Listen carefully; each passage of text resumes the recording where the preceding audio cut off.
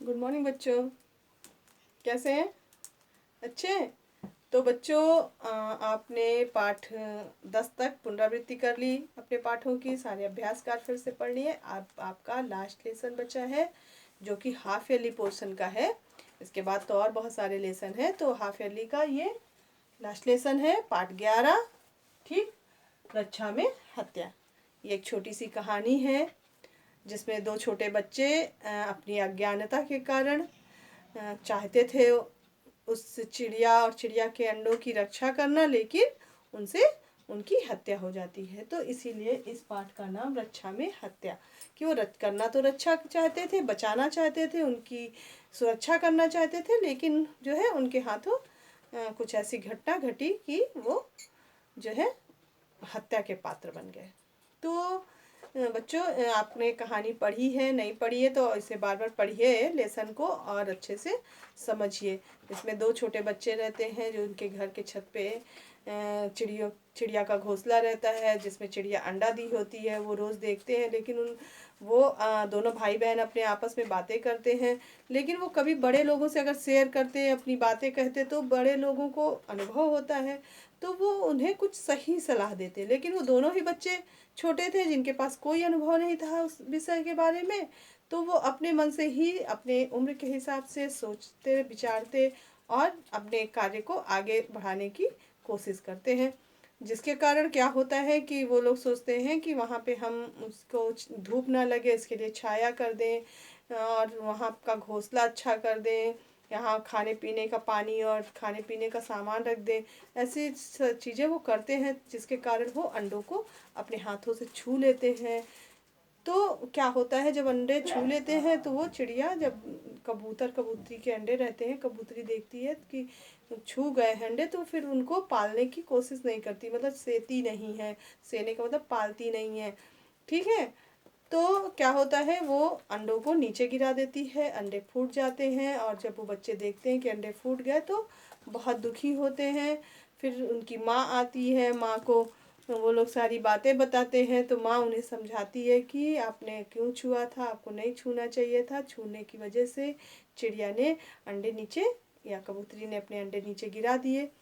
ठीक है जी, लेकिन उसमें वो बच्चा हमेशा जो है सोचता है कि मेरी वजह से इतना, मतलब इतनी मेरी थोड़ी सी गलती की वजह से वो अंडे बेकार हो गए, उसमें से नहीं तो बच्चे निकलते, कबूतर बनते।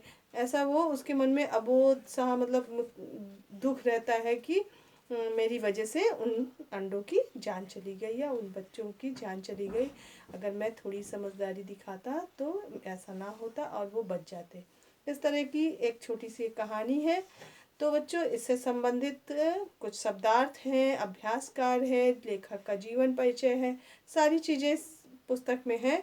तो पहले हम शब्दार्थ पढ़ते हैं, उसके बाद अभ्यास कार्य पढ़ते हैं। तो अपनी पुस्तक ओपन कर लीजिए, शब्दार्थ खोलिए, और जैसे हम पढ़ रहे हैं आप भी उनको पढ़ते जाइए। ठीक है, तो देखिए, सबसे पहले शब्दार्थ देखिए, लिखा हुआ है गौर से। गौर से मतलब ध्यान से। फुर्सत, अवकाश, खाली वक्त या छुट्टी। जटिल, कठिन। चुग्गे, चिड़ियों के चुगने का चारा। उधेड़बुन, सोच। सुराख, छेद। इंतजार, प्रतीक्षा। चीथड़े, कपड़े के टुकड़े या फटे कपड़े। साया, छाया। लू, गर्म हवा। नेत्र, आँख। पश्चाताप, पछतावा। ये है शब्दार्थ। ठीक है, अब नीचे लिखा हुआ है निम्नलिखित प्रश्नों के उत्तर एक शब्द में लिखिए। तो कुछ प्रश्न दिए हैं, उनके उत्तर आपको एक शब्द में बताना है। नंबर 1 है, कबूतरी ने अंडे कहाँ दिए थे? कहाँ दिए थे? छज्जे पर। फिर दूसरा क्वेश्चन है, पहला क्वेश्चन है छज्जे पर। नंबर 1 है छज्जे पर। अब नंबर 2 है, बाबूजी को किससे फुर्सत नहीं थी? किससे? पढ़ने लिखने, किससे? पढ़ने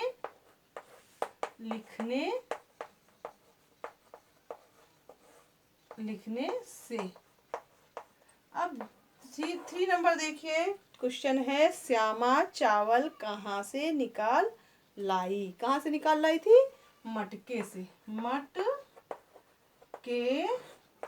से। 4 नंबर है अंडे किसने गिरा दिए? किसने गिरा दिए? कबूतरों ने।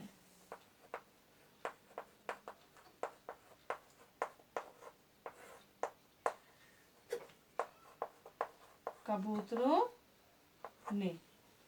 ठीक है, तो ये हो गए एक शब्द में उत्तर। अब नीचे ख नंबर देखिए लिखा हुआ है, ख नंबर है सुमिलित कीजिए यानी कि उचित मिलान कीजिए। सबसे पहले लिखा हुआ है भाई, और इधर लिखा हुआ कबूतर, अंडा, अम्मा। दूसरे साइड पे देखिए बाबूजी, बच्चा, बहन और कबूतरी। तो कौन किससे संबंधित है उसे मिलाना है। भाई बहन, बहन से मिलाइए। कबूतर कबूतरी से मिलाना है। अंडा बच्चा से मिलाना है।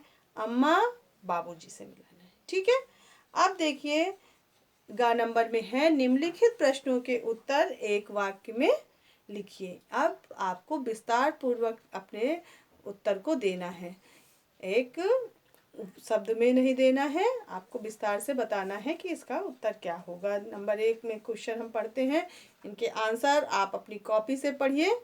ठीक है, क्योंकि ये बहुत लेंदी है, इसको हम रिवाइज कराएंगे तो बहुत टाइम लगेगा ना। तो ये आपका होमवर्क है कि आप इसे अच्छे से बैठिए, अपनी कॉपी खोलिए, अपनी कॉपी में लिखा होगा और अच्छे से इन्हें याद कीजिए। ठीक है, अब देखिए नंबर घ। तो घ नंबर है इनमें से अंडे देने वालों को छांटकर अलग कीजिए। कुछ जीव जंतुओं के नाम लिखे हुए हैं, उनको ये बताना है कि कौन अंडा देता है और कौन अंडा नहीं देता है। तो कौन अंडा देने वाला है आपको उनको छांटना है। गाय अंडा नहीं देती है। शुतुरमुर्ग अंडा देती है। तो या तो इसे टिक कर दीजिए या एक सर्कल में बंद कर लीजिए, जिससे आपको पता चल जाए कि ये अंडे देने वाले। सांप अंडा देता है। मछली अंडा देती है। मगरमच्छ भी अंडा देता है। बिल्ली अंडा नहीं देती है, बच्चे देती है। चूहा भी बच्चे देता है। और बतख अंडे देती है। तीतर भी अंडे देती है। मुर्गी भी अंडे देती है। बकरी अंडे नहीं देती है। तो जो अंडे देने वाले हैं उनको आप सर्किल कर लीजिए या एक सही का निशान लगा लीजिए, जिससे आपको पता चल जाएगा कि ये अंडे देने वाले। ठीक है, अगला नंबर है अगर आप अपने घर में एक्वेरियम रखते हैं तो उसका रख रखाव कैसे करेंगे? 5 वाक्य। तो अगर आपने एक्वेरियम मतलब मछली पालने का एक जार में लोग मछली पाल के रखते हैं ना, उसी को एक्वेरियम कहते हैं। तो अगर आप उससे मछलियों को पालते हैं तो आप उसकी कैसे देख रेख करेंगे कि मतलब कैसे उसकी साफ़ सफाई करेंगे, उसको कब खाना पानी कैसे देंगे, सारी चीज़ें आपको करनी होंगी ना। तो उसी से संबंधित आपको 5 वाक्य लिखना है। 4 नंबर है, अब देखिए 4 नंबर में आपको करना है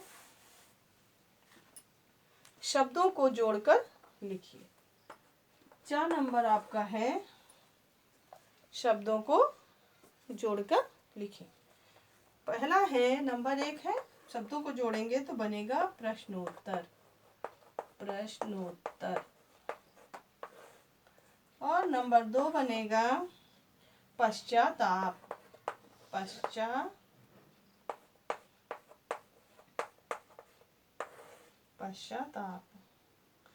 फिर 3 नंबर है अनुमान।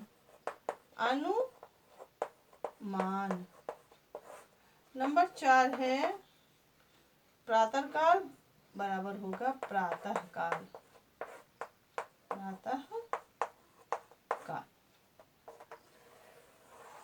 ठीक, अब इसके नीचे देखिए 6 नंबर है समानार्थक शब्द लिखिए। समानार्थक मतलब पर्यायवाची शब्द, समान अर्थ देने वाले शब्द। तो पहला है आँख आँख का नेत्र, नयन, चक्षु को भी एक आपको लिखना है। दूसरा नंबर है पानी। पानी का क्या होगा? जल, नीर, वारी, बहुत सारे होते हैं ना पर्यायवाची, तो कोई एक आपको लिखना है। कपड़ा, वस्त्र, पेड़, वृक्ष। मुहावरों के अर्थ लिखिए। भीगी बिल्ली बनना, डर जाना।